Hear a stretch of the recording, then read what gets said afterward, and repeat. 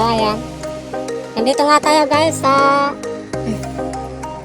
dulo ng kung saan kami lagi na mamalagi ng mga bata pa kami. So ayan. Dito kami dati namimingwit ng mga bata pa kami.